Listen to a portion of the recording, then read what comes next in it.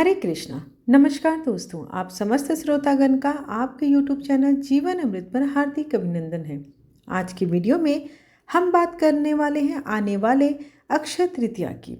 अक्षय तृतीया वैशाख मास के शुक्ल पक्ष की तृतीया तिथि को मनाई जाती है। ऐसी मान्यता है कि इस दिन कोई भी शुभ कार्य करने के लिए पंचांग देखने की जरूरत नहीं पड़ती है। यह दिन इतना शुभ होता है।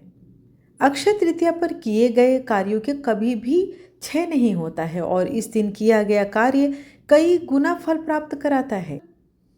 अक्षय तृतीया के दिन शुभ कार्य करने का एक विशेष महत्व है। अक्षय तृतीया के दिन कम से कम एक जरूरतमंद को अपने घर बुलाकर सादर से आमंत्रित करें, उसे भोजन दें, उसे अगर किसी चीज़ की ज़रूरत है, चाहे वो धन का हो या अन्न का हो, उसे दान करना चाहिए। ऐसी मान्यता है कि आप जितना ज़्यादा दान पुण्य इस दिन करते हैं, उतना कई गुना धन धान्य में अक्षय बढ़ोतरी होती है। अक्षय तृतीया के पावन अवसर पर हमें धार्मिक कार्यों में कई गुना कमाई करनी चाहिए, क्योंकि इससे हमारी धन संपत्ति और हमारे धार्मिक ऊर्जा में भी बढ़ोतरी होती है। अक्षय तृतीया को अक्खा तीज के नाम से भी जाना जाता है। अक्षय तृतीया के दिन बहुत से विशेष कार्य हुए थे, जिसके चलते यह तिथि बहुत ही शुभ और बहुत ही ऊर्जावान मानी गई है। जिसमें से आपको कुछ मान्यताओं के बारे में बताते हैं। ऐसा माना जाता है कि भगवान विष्णु के छठे अवतार, जिसे आप पर भगवान परशुराम जी के नाम से भी जानते हैं, इस दिन उनका जन्म हुआ था। परशुराम ने महर्षि जमदाग्नि और माता रेणुका देवी के घर में जन्म लिया था। इस कारण से भी अक्षय तृतीया के दिन होने के चलते भगवान विष्णु की उपासना की जाती है और इस दिन परशुराम जी की भी पूजा विधि विधान से की जाती है। इसी दिन माँ गंगा को स्वर्ग से धरती पर अवतरित किया गया था। राजा भागीरथ ने गंगा को धरती पर अवतरित कराने के लिए हजारों वर्ष तक तपस्या भी किया था, जिसके फलस्वरूप उन्हें धरती पर लाया गया। इस दिन पवित्र गंगा में डुबकी लगाकर स्नान करने से मनुष्य के समस्त पापों से मुक्ति होती है।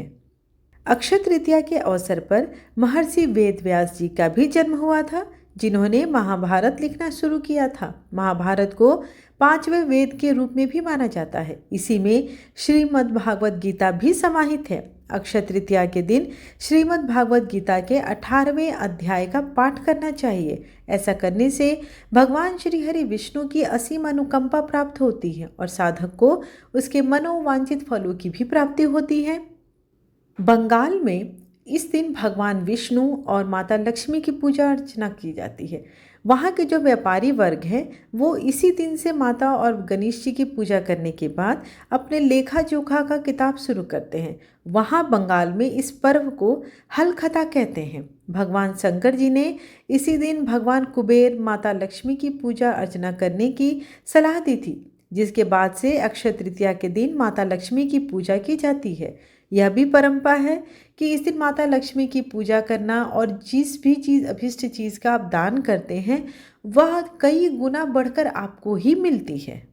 वहीं कहीं ये भी मान्यता है कि अक्षय तृतीया के दिन ही पांडव पुत्र युधिष्ठिर को अक्षय पात्र की प्राप्ति हुई थी। इसकी विशेषता यह थी कि इसमें कभी भी भोजन समाप्त ही नहीं होता था।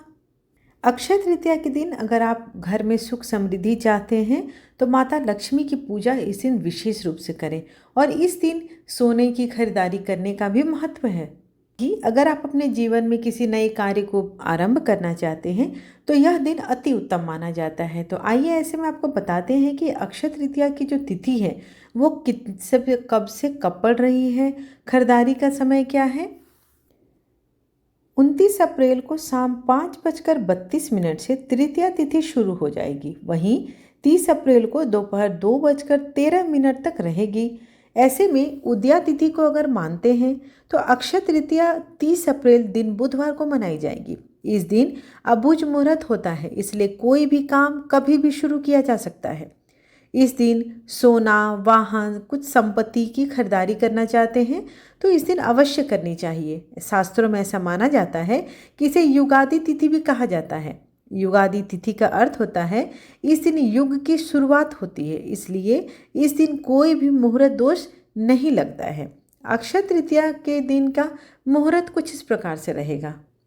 यूँ तो अक्षय तृतीया की जो तिथि है वो 2:13 पर समाप्त होगी 30 तारीख को, लेकिन उदया तिथि हम जब मानेंगे तो पूरे दिन ही अक्षय तृतीया को मनाएंगे। इस कारण आप पूरे दिन कभी भी खरीदारी कर सकते हैं या कोई भी नया काम उस दिन शुरू कर सकते हैं। लेकिन दोपहर 2:13 जो है वो सबसे उत्तम मुहूर्त है। ऐसे में दोपहर 2:13 30 अप्रैल को दान पुण्य अगर करना चाहते हैं या किसी काम को शुरू करना चाहते हैं तो 30 अप्रैल के दिन 2:13 पर आप प्रारंभ कर सकते हैं। आशा करती हूँ कि आपको आज की जानकारी लाभप्रद लगी हो। वीडियो पसंद आए तो चैनल को लाइक शेयर एंड सब्सक्राइब करना बिल्कुल ना भूलें। धन्यवाद।